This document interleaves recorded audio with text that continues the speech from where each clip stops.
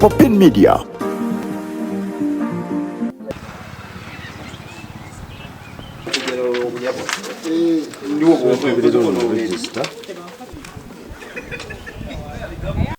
Serubiri Patrick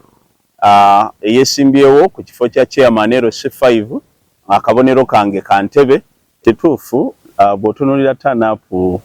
polling station zonna kubanga tukedde kola monitoring na kulaba oba ebintu bituuse na biki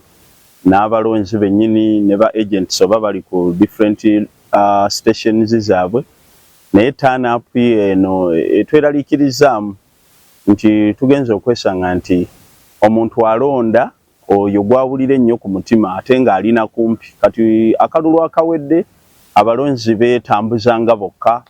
naye kakati ku luno olina na kumunoonya waka omuteeke ku pikipiki omutwale agenda alonda omulinde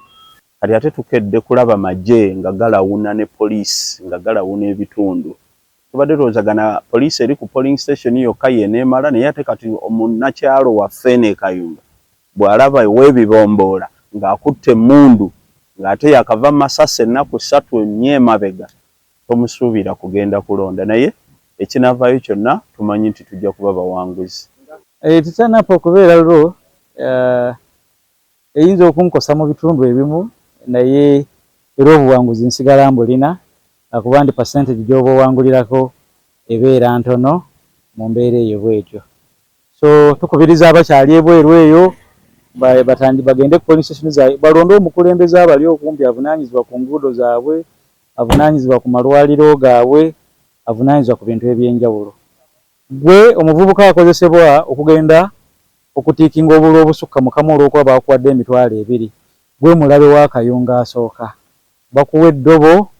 bali mu kuwa kyennyanja ekifo ky'okuwa eddobo eri kujja mu ddubi abakulembeze baleme kulowooza sandi tuliwo okubasabiriza kyokka wabula kubateerawo mbeera. Tanapo okubeera entono kituufu kyafekitinga naye tekyafekitinga nze nzekka. Tanapo buli weba entono fena kitwafekitinga era olaba akalulu ka pulezidenti tetwaweza bitundu 6 ku 100 nga Kayunga district abasobola okukola ki okulonda naye ffe tumanyi kintu kimu nti n'owabeerawo okunyigiriza kutya olina okufuluma mu kunyigiriza okwo nga igwe muwanguzi era kyekyo olwaleero kye tuliko kye tugoba era kye tugoba tugenda kukifuna.